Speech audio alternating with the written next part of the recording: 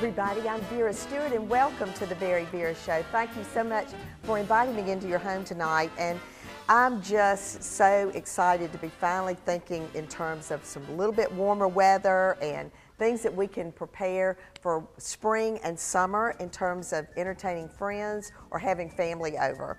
So as you can see, I'm just in front of this huge, bountiful display of fruit. I just want to wrap my arms around it. The aroma is fantastic.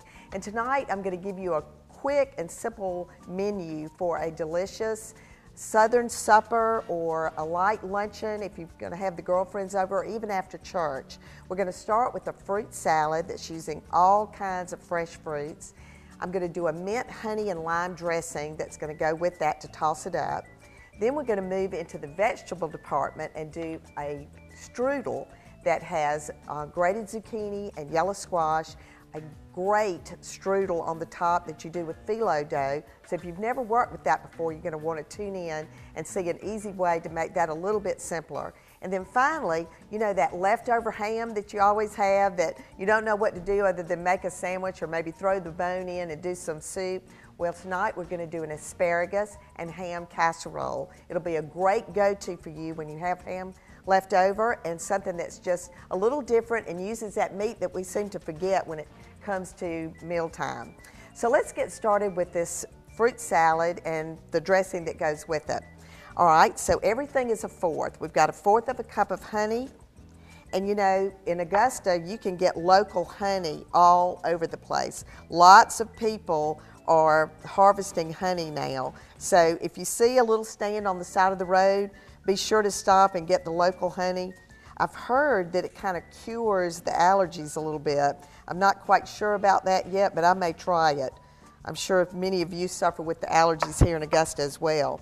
Okay, a fourth of a cup of minced fresh mint, and then a fourth of a cup of freshly squeezed lime juice. And when you're doing the lime juice, you want to take your lime or your lemon and just roll it with your hands to get that juices kind of going before you squeeze it. All right, so we're just going to mix this together.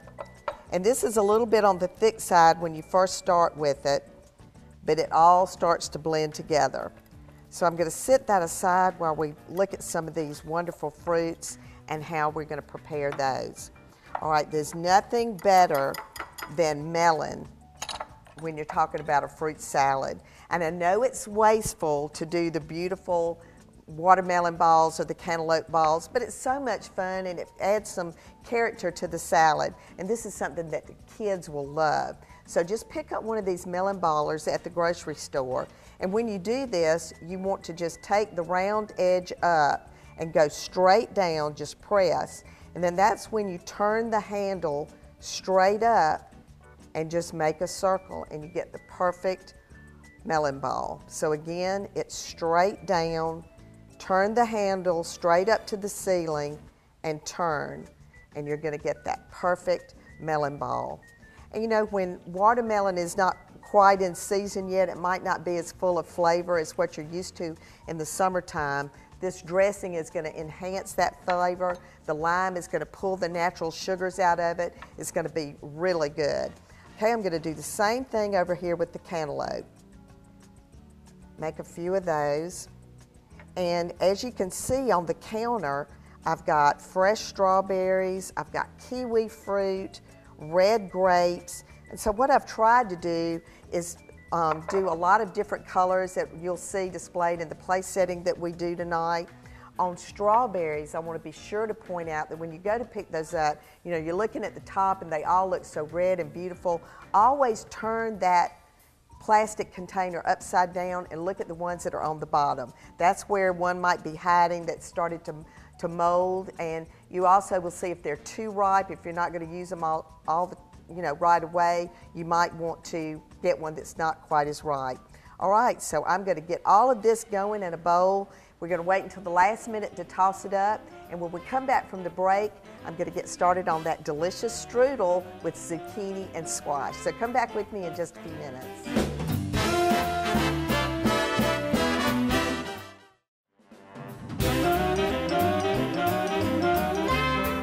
Welcome back, and that fruit salad, oh my goodness, it just smells so good and it looks beautiful. I got all the fruit in the bowl. I just did all my different layers, tossed it really well with my hands, and then I added the dressing to it. And remember that the lime in there is going to keep the apples from turning brown.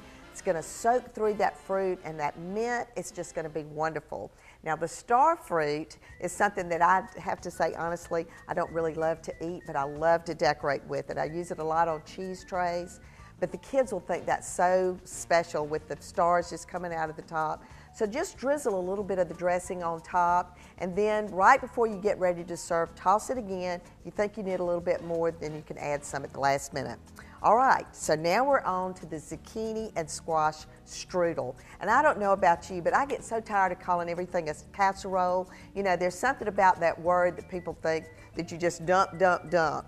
So there's something more sophisticated about strudel, and I think this would be awesome on a brunch menu, but tonight we're doing it for a light supper or a luncheon.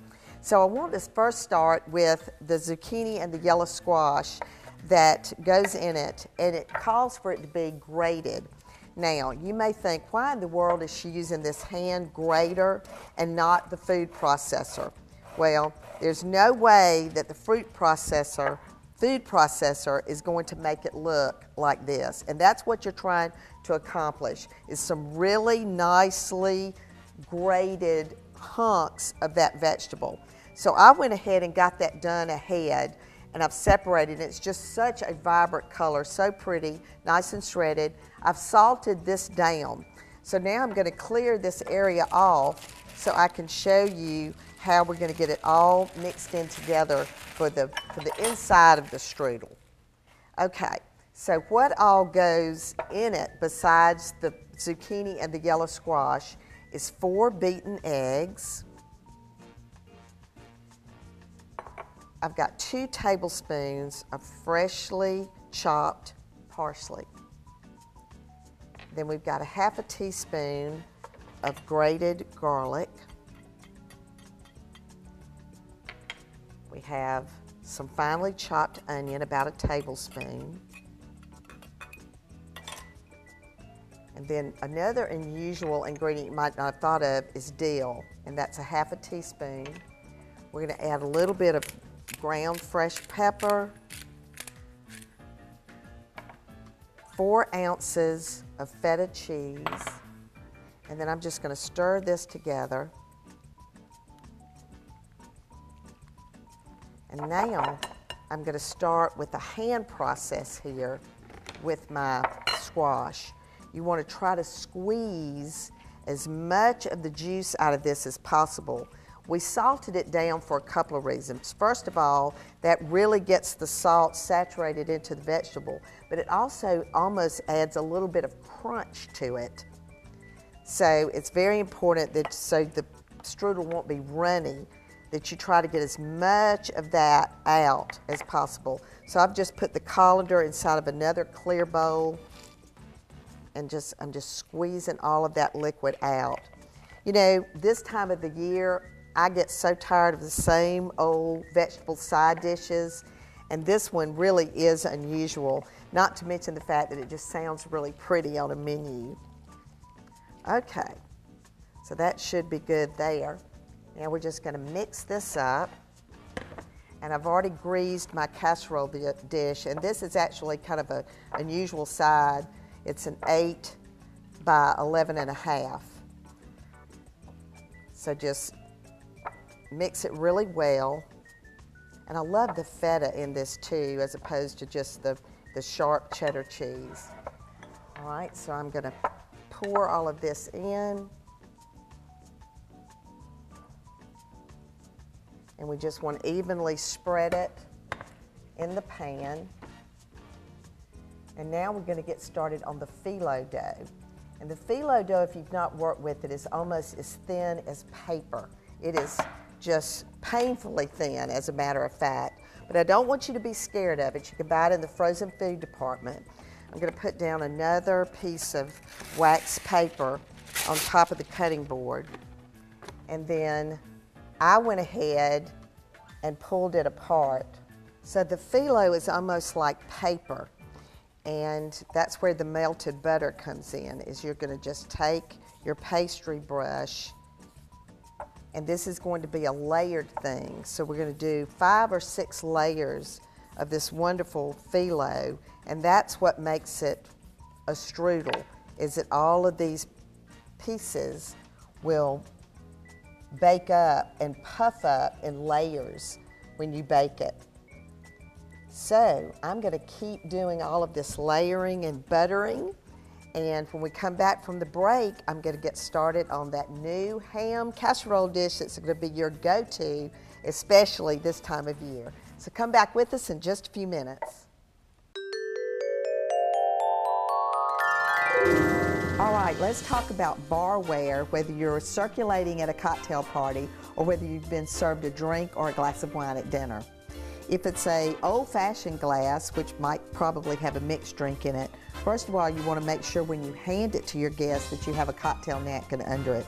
This way the guests can use it to wipe their mouth. They can keep the glass from sweating if they go to put it down on a table that doesn't have a coaster. It's just always appropriate to serve that with a cocktail napkin. If you're having white wine, which of course is chilled, if it's a stemmed glass, you hold it by the stem. That way the bulb of the glass is not getting warm with the warmth of your hand, just taking that temperature down. So you want to keep the nice wine very cold while you're drinking it.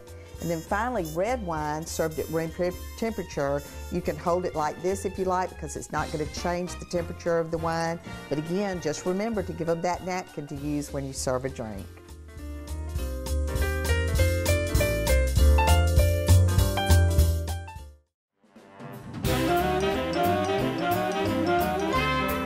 Welcome back, and while we were away during the break, I finished that wonderful squash strudel. So I took the phyllo, kept buttering it, just added layers to the pan, and then the secret to this recipe is that you want to score it in your serving sizes before it goes in the oven. That way when it's done, it easily lifts out of the pan.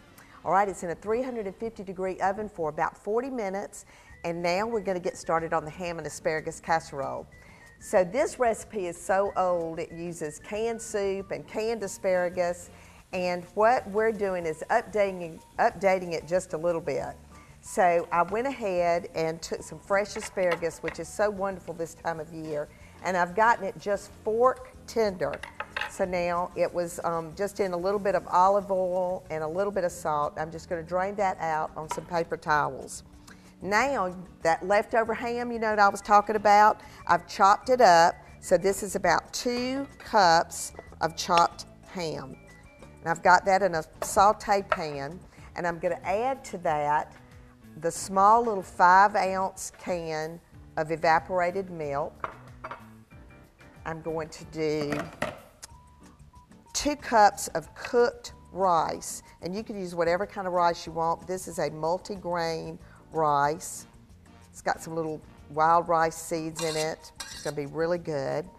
Then I've got a cup of sharp cheddar cheese, and then a can of cream of mushroom soup.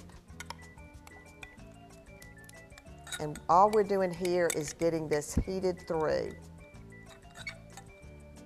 And I'm going to add a half a can of just water to that. And then about 2 tablespoons of chopped up Vidalia onion. So I've got this on a medium heat, and all we're doing at this point is just getting this blended really well. And this is such a great dish. Again, when you have just a little bit of ham left over, this is actually a ham steak. So even if you didn't have ham, 1 whole ham steak is what I used in this recipe. All right, I've already sprayed my pan, and this is like a 2-quart casserole size. So I'm going to put half of this mixture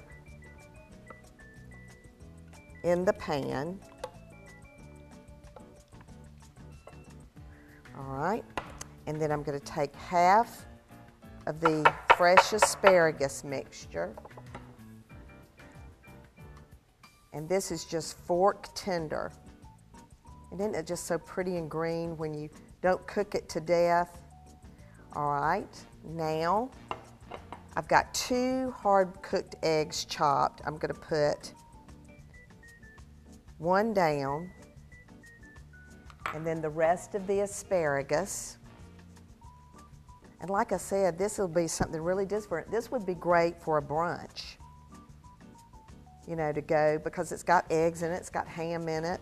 Asparagus would be wonderful, that and the fruit salad that we've already done. So these are some really new things to do. And then the rest of the chopped egg. And now the balance of your ham mixture. And you could use any kind of cheese you wanted. And this is just sharp cheddar. All right, I'm going to spread that about. Top it with some seasoned cornbread stuffing. And this is going to go in that same 350-degree oven for 30 minutes or until it's nice and bubbly. And you can even pat some butter on the top if you like.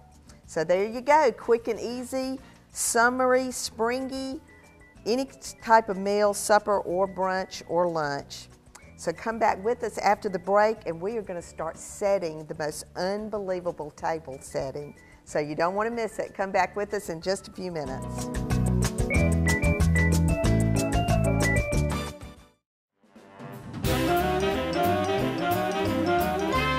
Hey, welcome back. And I've had the best time tonight putting together what I think is a wonderful spring or summer supper, or you could use it for a luncheon or a brunch. So these recipes, I hope you'll look for them at NBC26.tv.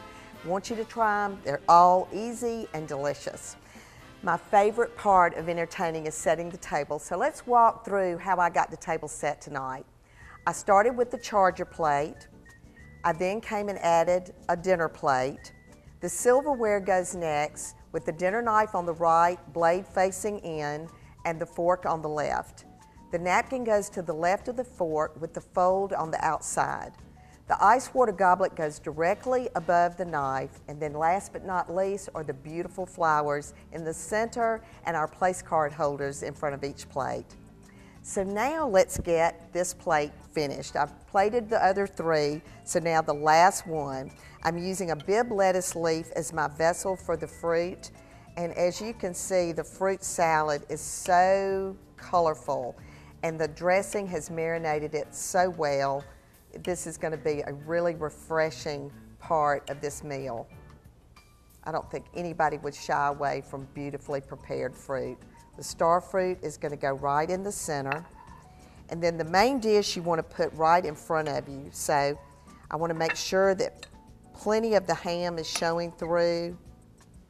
You've got the egg that's showing through, the nice asparagus, the chunks of rice. So you don't want to overpower the plate so that the beautiful plate shows through. And then last would be our squash strudel. And as you can see, the layers of that turned out so well. Just a beautiful plate. So now let's walk over and put the last plate on the table.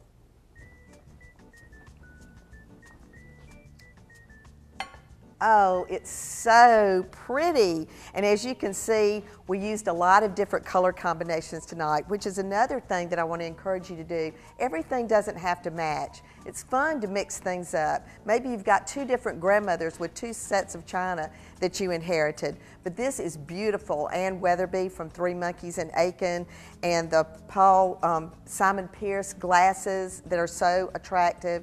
Beautiful. And I also want to remind you that they've started doing beautiful invitations. So if you're having something that's a little bit more on the formal side that you want to put together a beautiful invitation, they're always happy to help you with that. Three Monkeys, wonderful. Flowers on Broad. The flowers are just absolutely gorgeous tonight. You know, when you have this sort of an event, something like this where you can get the fruit done ahead, the strudel can be done the day before, just leave that last 10 minutes of baking off so you can put it in the oven and get that phyllo just nice and crisp on the top. And then the ham and asparagus casserole can also be done, cooked almost all the way through and then heated. And that warming drawer, if you're remodeling a kitchen, that's one piece of equipment that I highly recommend. So as you can see, we're ready to enjoy something immediately after church or in the early evening. This would be great outside on your patio. So as I always say, no matter what you do it in good taste. And just remember, come back and join me again next Saturday for another episode of the VeryVera Show.